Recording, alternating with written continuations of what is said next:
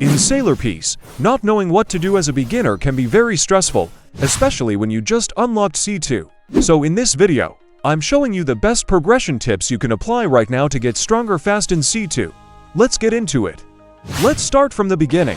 Once you first spawn in C2, you need to familiarize this place first, especially since you are going to deal with 4 islands on the spot that you need to know about. So first let's start off with World Island C2. Below this island, you will see a bunch of upgraders that are available from C1. So that means you can just upgrade your new stuff over here, especially existing ones that you have and want to improve. You will also find the skill tree here, power system, and many more. So be sure to come here when you're in need of upgrading and improving your overall stats. Up next, Starter Island C2. You're going to be introduced to a brand new set of NPCs that not only gives you XP, they also give you insane rewards that will skyrocket your progression. Next is Bizarre Island, another set of NPC that is way stronger than the ones in Starter. In here, you will be introduced to a new system called relics, and these gives insane buffs like damage, luck, crit, and crit damage. This is also where Dio Boss resides, and he is very overpowered. Now lastly, Punch Island. In this island is where the hardest materials and buffs to get, and for now, we'll have the strongest NPC in the game. You will also find Cosmic Boss in here with an insane whopping 500 billion HP, which is crazy. And lastly, at the right side of Cosmic Boss, you will be introduced to the new guild system that everyone has been talking about. Now I'm gonna show you tips and tricks so you can progress in C2 fast. Let's get into it. Now, look closely at this setup on Starter Island. You're going to notice 10 NPCs all standing close to each other. Does that look familiar? It's exactly like the Shinjuku Island layout from C1, and you know what that means. You can use the Quake Fruit method here as well. Instead of picking these guys off by separate groups, you can pull all 10 mobs at once and delete them with a single C skill. You are going to progress 10 times faster on this island. This is also where you can farm bloodlines fast, especially the best artifact in the game right now. This is also where you can farm bounty the fastest way possible. You can gain an insane amount if you AFK a lot as well. Next, we're heading to Bizarre Island, and you need to start farming here the second you arrive in C2. Why? Because this island is a 3-in-1 gold mine. First, you're here for your first major relic, the Luck Relic.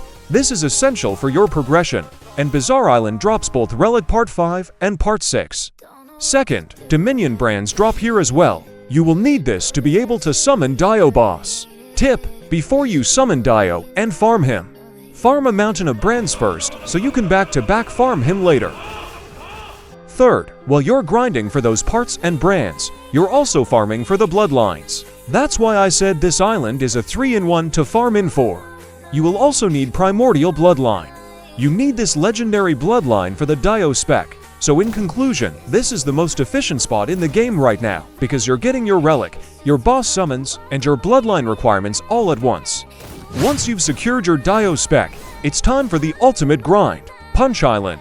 This is where we go from strong to unstoppable. Our target is the damage relic, which gives you an insane 30% total damage buff. You will need Relic Part 7 and Part 8 in Punch Island, and then Part 1 and Part 3 in Starter Island. So this is not an easy grind at all.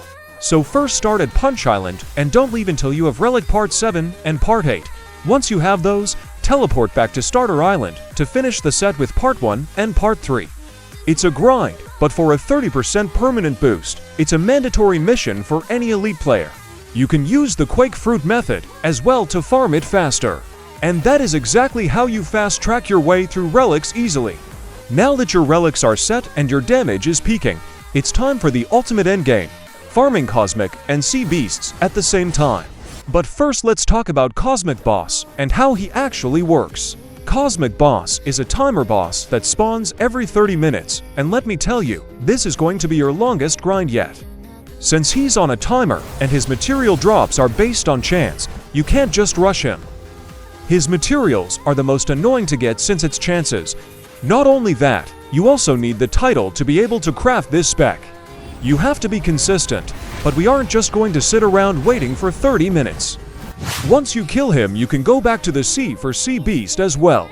Now, let's talk about how sea beasts actually work. First off, you need to have 10 million plus bounty to spawn him faster. Because bounties affect the spawn rate of sea beasts, that's why it's important. And to spawn him, you need to go to the open sea, and then you can wait for sea beasts to spawn. There's actually two sea beasts that can either spawn randomly or both at the same time. And these sea beasts are no joke. They have an insane HP that reaches up to 600 billion up to 1 trillion HP.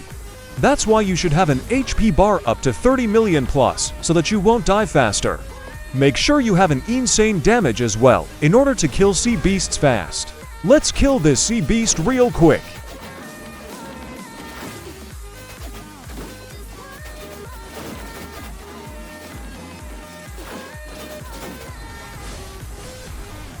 After this, once the timer hit every 30 minutes again, you can farm Cosmic Boss again. Let's kill Cosmic real quick. Be sure to have enough damage.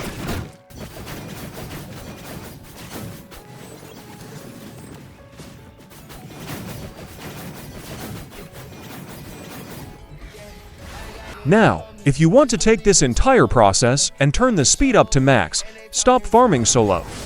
To farm Cosmic and Sea Beasts even faster, you need a full squad. Having a team doesn't just make the boss fights easier. It makes the loot cycles 10 times more efficient. When you have 5 people with 10 meters bounty in the open sea, those sea beasts don't stand a chance, and that 30-minute cosmic timer feels like nothing when you're melting him in seconds. You should farm this so that you won't miss the biggest power spikes in the game. Farming these is mandatory because they drop the 100% clans and bloodlines to perfect your build. It also drops one of the strongest spec in the game, which is Dragon Goddess, and not only that, it also comes with an F move, so it's basically a worth to grind for. So it's good to farm Sea Beast. And Sea Beast also drops the strongest accessories in the game, like the Blossom outfit and the Kraken armor. And lastly, the best and strongest title in the game, which gives an insane whopping 97.5% damage buff. So basically, relics first, and then transition to world bosses. That is the only way to progress efficiently in C2. By securing your luck and damage relics early, you're making every single farm faster and more efficient. You're not just hitting harder, you're looting better. Once those relics are equipped, transitioning into Cosmic and Sea Beast farming right after, and that is how you play smart to progress way faster. That is all for this guide. Don't forget to like and subscribe. Join my Discord server, and I'll see you guys in the next video. Goodbye.